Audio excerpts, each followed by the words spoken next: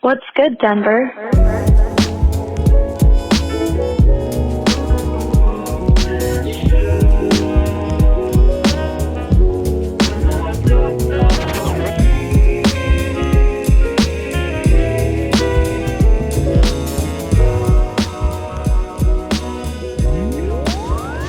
What's good, Denver? How are you? I hope you're doing great. This is a abridged version. We are recording remote.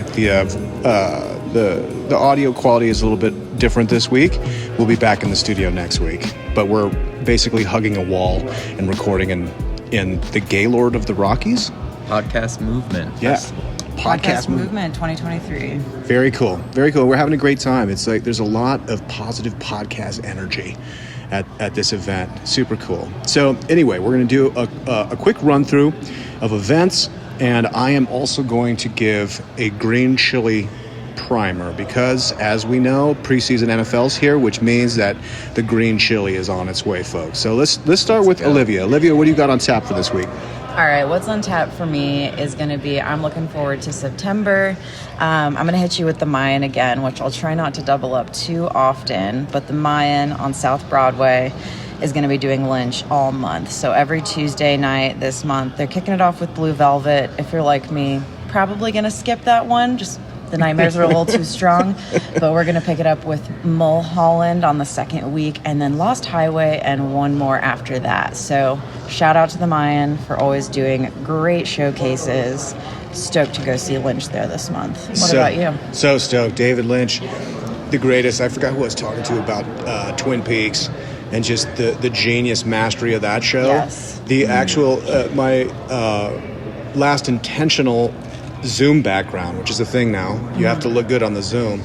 But I forget that liminal space that you would go to in Twin Peaks. Remember it had like the red curtains. The Red Room. Yeah. Yeah. The Red Room, and there was like the imp lived there and like gave messages, and it had the cool like a houndstooth black and white floor. Yeah. So I got like halfway there. I had this really dramatic red curtain, and I was trying to figure out how I could get that black and white floor. Mm-hmm. But it ended up just looking very vampiric and not Lynchian at all. Yeah. Definitely looks vampire-y. I will say you got a very specific compliment on that. Somebody yesterday specifically referenced your very fancy red curtain. So Did they really? Yeah. Nice. That's hilarious. Yeah, not a total L. Oh.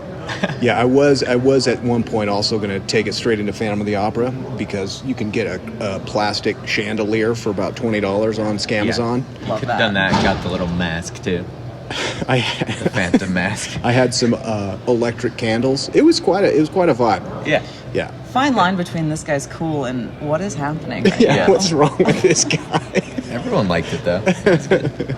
Tom, what you got? R.I.P. to the old Zoom background. I got the Red Rock schedule for us this week. Wednesday tonight, Nathaniel Ratliff and the Night Sweats. A lot of people are really hyped about that. I don't mess with them too much, but it's good. I don't not mess with them. Tomorrow, Thursday, 1964, that's the Beatles tribute band. They do Red Rocks every year.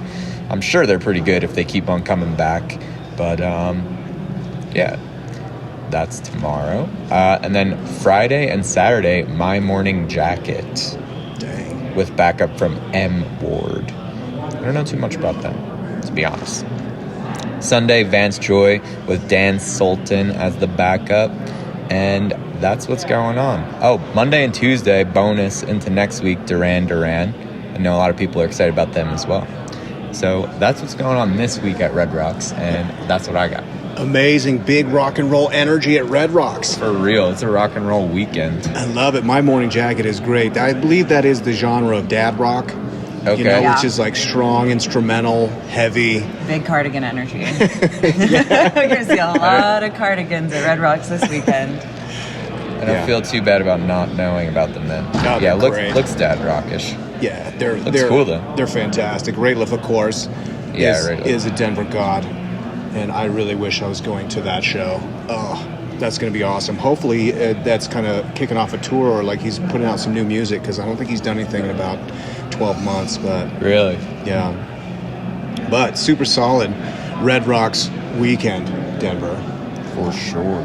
Okay, cool. So I am going to give a quick green chili primer. Let's hear it. All right. So whether you're new or you're a longtime Denverite, you know that we put green chili on everything. You go to a restaurant, you can have green chili on a chili relleno. You could put green chili on your green chili. You could put green chili on your cheeseburger. Everything's going to have green chili, and for good reason. We are absolutely world famous for our green chili. Mm-hmm. Now, what I would like to really encourage people to do, of course, you're enjoying the delicious green chili, but I would encourage everybody this year to be the year that you make your own batch. Making your own batch of green chili on a Sunday with NFL football on is probably what heaven is for me. I believe in reincarnation, and I believe I keep returning to this particular timeline so that I can have those Sundays making green chili. Nice. It's fantastic. It's a simple recipe, but it's very labor intensive. And everything starts with the right selection of the right chilies. So what I want to do is make some recommendations here where you can get the proper green chilies. Now, of course, if you're thinking green chili verde, you're going to be thinking about Hatch. And no disrespect to that, Hatch green chilies, absolutely world class. Amazing. They come in a very strong number 2 if we're rating chilies worldwide. Mm-hmm. So, that might be news to some folks. Some folks are like, no, I thought Hatch is number 1. Well, Hatch is number 1 in marketing, for sure, in brand presence. But if you're in Colorado, we're not talking about Hatch green chilies. That's a certain local blasphemy, because we know that the number 1 green chili is grown right here in Pueblo, Colorado. Okay, so some of you might know those as Pueblo chilies, and you probably enjoy the Pueblo chilies. The tough thing is that most Pueblo chilies are actually grown in New Mexico. What the heck? I know, it's Mind blown. Again, this is the marketing genius of the state of New Mexico. Okay, they marketed the Pueblo chilies, and they grow them. I think there's a Pueblo, New Mexico, and they're also phenomenal. However, if you want to be sure to get the proper Pueblo, Colorado chilies, the variant is called Mirasol, which I believe loosely translated means staring into the center of the sun. And Nice. that is exactly what's going to happen when you get these chilies, okay? I'm going to stare at the sun. Yes, metaphorically, Mirasol. with your mouth. Yes. Yes. With the green chilies. So the Mirasol green chilies, number 1 in the world. There's a few places you can get them. In the liner notes of this, we'll have a resource where you can find a bunch of different chili stands, because as you know, this time of year, they're starting to get set up. Largely along Sheridan and Federal.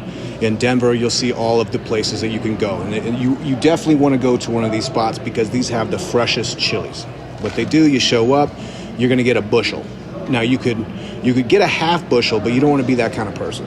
You're going to get a look like a half bushel. It's not enough. Yeah. What are you going to make with a half bushel? What are you going to do with a half bushel? What is this, amateur hour? What do you buy? I buy 2 bushels at a time.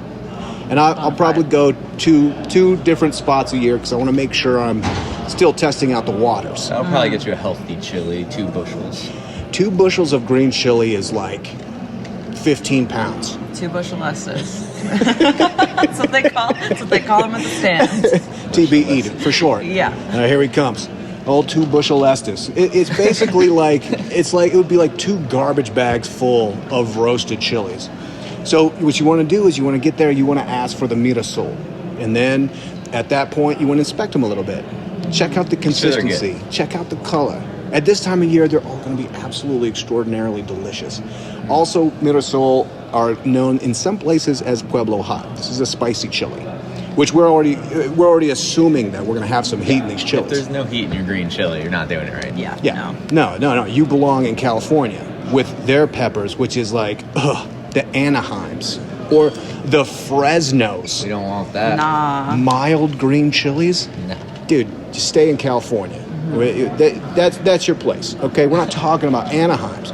We're not talking about Fresnos. If you're buying your chilies in Whole Foods, largely that's what you're going to get, or Safeway or whatever, you're already losing. We're going to a chili stand specifically for the freshest Mirasol chilies you can get. So before they roast them, you inspect them. You check out the color. You make sure the length is good. you commit. Then they roast them for you. Then you got to take them home. That's when you start to cook. You start the batch at that point. Oh, they're gonna roast them for you right there. Yeah. So that's the fun part. Is really the smell of the chilies roasting in the parking lot under the little tent. You know, have the opportunity to do a little bit of other shopping. You can get some garlic while you're there, maybe some onions. This is all part of experience. And then you have 2 giant bushels of roasted green chilies. Okay, you take those home. You have to remove the skin, the roasted skin from the 2 bushels. This is probably takes about 2 hours. That takes a while. Now here's the key. I don't want to shame anybody for being a little sensitive to heat, particularly with the Mirasol, which can be quite spicy. And you can always add spice to your green chili. You can never take it away. So as you're removing the skin from the green chili, you want to be careful to also remove all of the seeds. And then the other white part inside of the chili, the white part is actually what has all the heat. A lot of people think it's the seeds. It's not. It's that white part. I forget what that's called. That's news to me. Yeah. So you scrape off of there. You scrape that off. So you can just use your hands. You could wear gloves. By the end of doing a bushel, which you're going to need to take a break, your hands will be pretty numb just from the heat on the hands. The heat on the hands. Don't touch your eyes. And then the rest is going to be up to you. Okay, how you're going to make your green chili is largely up to you. If you reach out, I will share with you my recipe. I'm the 5-time Colorado champion in green chili. Okay, I retired from competition largely because I just wanted to make room for everybody else. Go out on top. That's right. I have to go out on top. On top of that, I am available as a judge in anybody's competition. That's really the place, a nice landing place for me. 5-time Colorado champ. That's a big name in green That's chili. celebrity judge. I know, it's Celebrity status. judging. It's also a total lie, but I should be. If I was to compete, I would be 5-time champion. But I refuse to compete unless I tasted the green chili of the judge that was judging me. Like who is that could ever judge that this is not number 1? I just assume the mantle of Colorado green chili champion. You gotta taste their chili if they're gonna be judging your chili. But the whole process is extraordinary, and really it starts with these chilies, okay? So, recommendation, where to go. There's a bunch of great spots. Again, there's a link to resources in the liner notes, but if you want to go to the right spot, you go to the Chili Guys. The Chili Guys are at 55th and Federal, down on North Federal.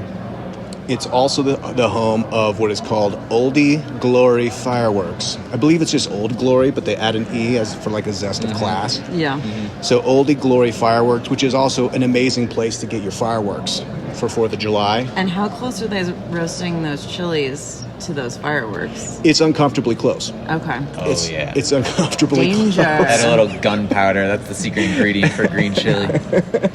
There is a pepper called the Dynamite Green Chili, which, again, a little sketch. I mean, you're very close to a warehouse full of fireworks with, 4 giant open flame chili roasters going.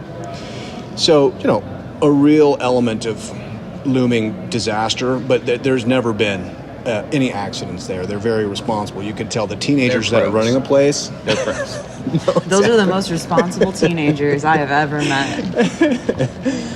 So you can go there. They're the Chili Guys at Old Glory Fireworks on 55th and Federal. A really great way to spend your Sunday afternoon. Specifically, go for the Mirasol. There's so many different ones. If you're going hatch and you want to get hot, I mean, I'm not recommending this, but what they do is they just throw jalapenos into the hatch chilies. Oh, Nah. You need that green chili exclusively. That ain't it. That ain't it.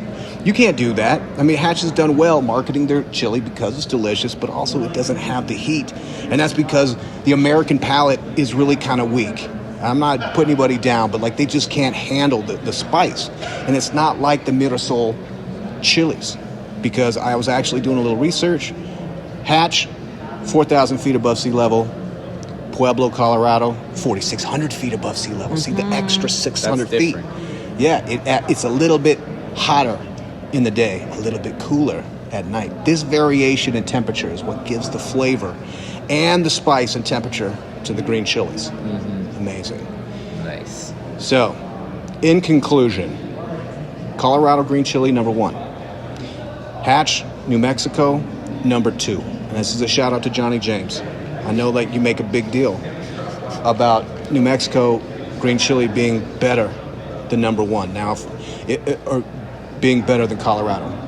And if we're talking about Albuquerque, a lot of respect goes out to that Albuquerque green chili.